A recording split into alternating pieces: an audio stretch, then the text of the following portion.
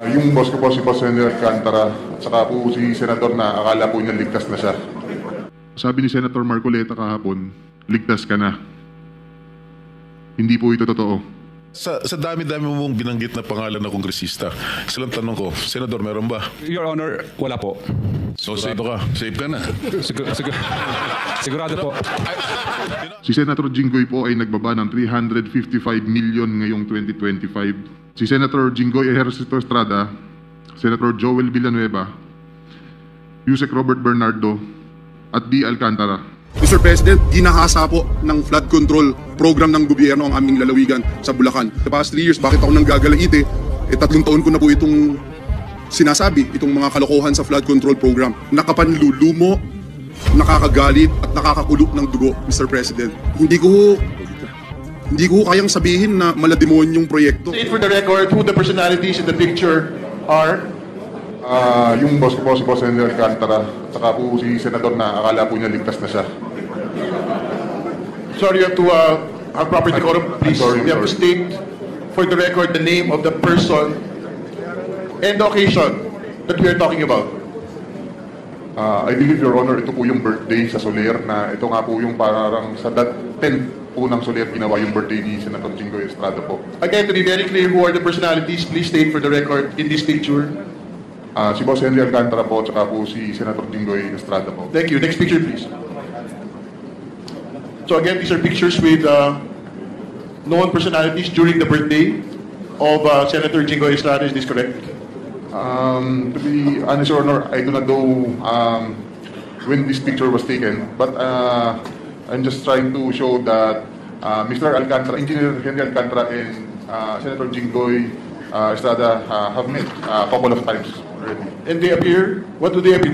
Do they appear close? And they appear super close, Your Honor. All right, thank you. Please proceed. Next picture, please. This picture, for the benefit of people that are looking, can you describe who had taken this picture and kindly explain the context, please? Kung maalala ko po, ako po nag-picture nito. Kasi dyan lang po ako nakakita ng ganyan karaming pera. First time ko po yan. Kaya pinicturean ko, natuwa po ako. And po, that's for, inaayos po ni boss yan. Mr. Chair, sino yung taong yun na nakapost? Can you state for the record, sino po yung napicturean na nakatayo sa harap po ng mga pera? Yung half body po, si Boss Henry Alcantara ko po yan. Kanino binigay ang pera, Mr. Chair? Kanino binigay ang pera niya? Sorry. Sige, pakikwento po muna yung, what is the context of this picture? Yan po, ang context po niyan is, kung makikita niyo po, magkakahiwalay po yung pera. May mga designated person po na pagbibigyan yan, Your Honor. So, Can he name them kung sino bibigyan ng mga pera niya? I'm sorry, Your Honor. sino po daw yung pagbibigyan ng mga pera po na yan? Supposedly. Ito na nga po yung sinasabi ni boss na sa mga... Alright, next picture please. Chair. Pwede lang po ma-clarify saan ang lugar at anong date ng picture na yan? Saan daw po yung lugar at saan hindi? Sa office po namin yan, sa Bulacan First District Engineering Office. Okay, napakalinaw po. May limpak-limpak na salapi sa district office mismo. Kailan? Kailan? I believe mga 2022 po or 2023 yan. Alright. Chair, meron namang mga paraan para ma-determine yung precise date. Diba? I think we will get the metadata of Yes, this. importante For po yun. submission. At to clarify, pasensya po, to clarify lang po, normal po ba sa opisina ng gobyerno, ng DPWH, na meron ganyang files of cash sa mga transaksyon ng gobyerno? Sa mga regular na transaksyon ng gobyerno? Please respond, Mr. Engineer Hernandez, please. All right, just answer please. So we will proceed. Sa office po namin, normal po yan. Okay, next picture please. Mr. Chair, just to clarify, Mr. Chair, Okay, Mr. Chair, sa picture po. kay Engineer Bryce, yung on the lower right portion ng picture. Can we go back? Pakibalik daw po. May papel, yung bond paper. Opo. Yung bond paper sa may nakasulat yan. Opo. Ano yan? Rundown ng project ba yan? Yes, Your Honor. Mr. Chair, mayroon akong tanong kanina. All right, Sinabi niya, next picture please. sinabi niya na mayroong nakatoka na tatanggap niyan. Gusto kong malaman kung sino ang mga taong dapat tumanggap niyan. Alam niya eh. Your Honor, hindi ko po alam kung sino, basta kami po, inuutusan lang po na ayusin yung mga pera. Itong amount na to para sa ganito, ihanda mo dyan, may pagbibigyan yan. Ganun lang po, sinesegregate po namin yung mga pera. Yun lang po. And the rest, kagaya nga po ng sabi ko, is ang politiko po, politiko or yung proponent po, si Boss Henry lang po ang kausap. Okay, next picture. Mr. Chair, para ba yan sa project? Next picture. Can you explain? Mr. Chair, para ba yan sa project o sa tao? Bibigay ba yan sa tao o para sa project yan? Yes, Business fund.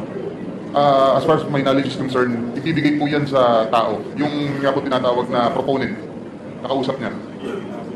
For that particular picture, alam po ba natin kung sino ang pagbibigyan? To be honest, Your Honor, hindi ko po matandaan na. Kasi Alright. that's way back couple of years ago na. Okay, this is the next picture with another set of piles of cash. Ano po yung context nitong litrato pong ito? Ito po, kung pinakita nyo yung nakita po na pinakaunang pictures na marami pong tao, this is the same exact place. So, ibig ko pong sabihin dito, sa tambayan po namin yan eh. So, dyan po pineprepared yung mga pera na for delivery with regard sa mga proponent na kausap ni Boss Henry Alcantara. Ano po ibig sabihin ng tambayan? Is this within the building of Bulacan First or is it a different area? No, private resident po siya na nilagyan po ng bilyaran para we can hang out after office hours, ganun po. Within the vicinity of the, of our office. Sino po yung rinenta ba yan o binili o merong may-ari niyan? Yes po, meron pong, alam ko po, kaibigan po ni Boss Henry Alcantara ang may-ari niyan. Alright. Pero hindi po, first, to be clear, hindi po ito sa building ng Bulacan First. Yes po, hindi po yan sa building ng DPWH. At hindi naman din po si Alcantara ang may-ari, ibang tao. Hindi po si Boss Henry. Alright. Mr. Chair, gusto ko tanungin si Engineer Alcantara tungkol sa mga bagay na yan, ina-accept niya o dinideny niya.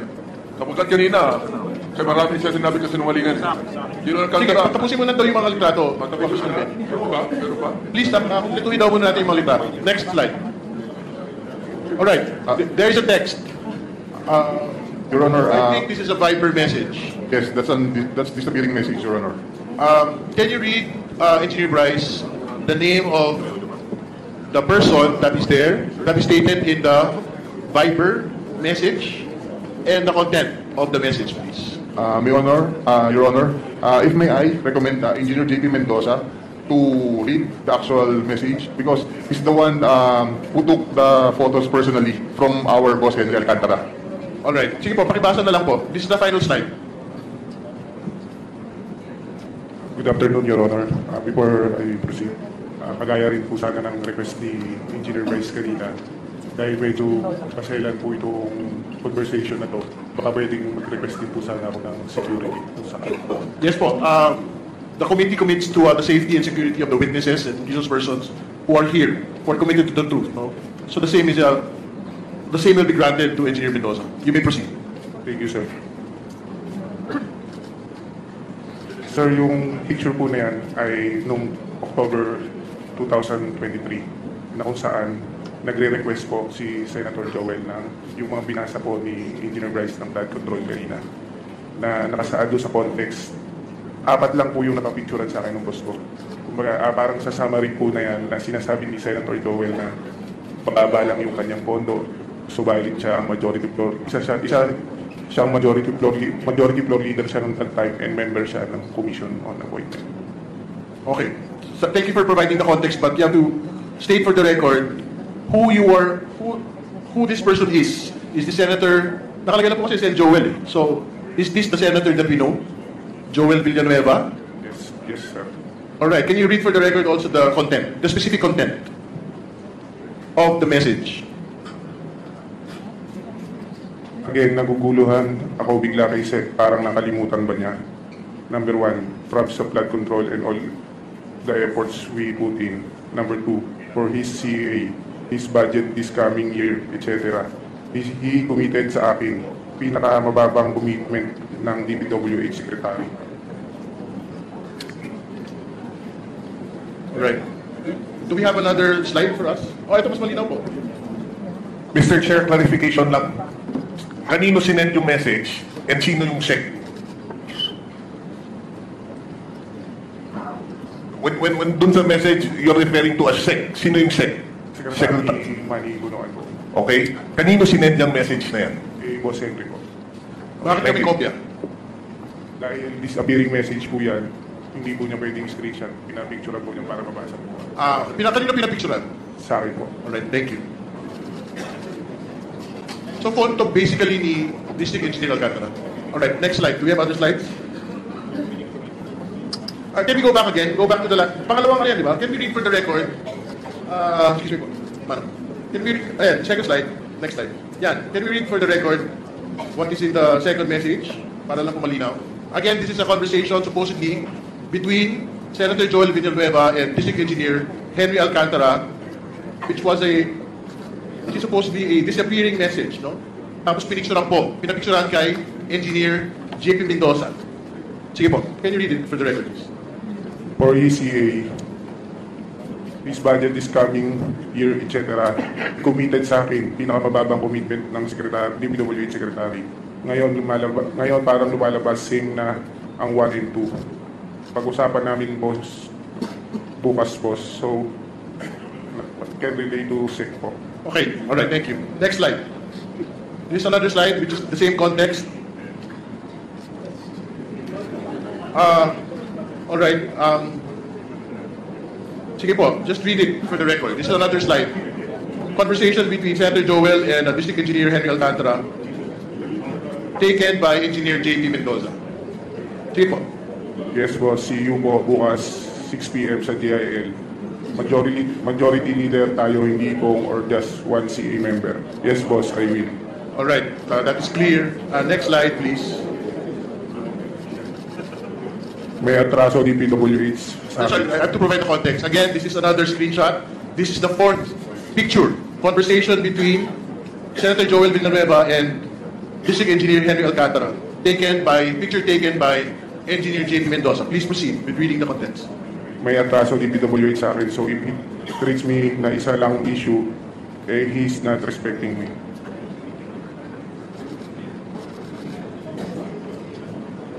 All right. All right. Next slide, please.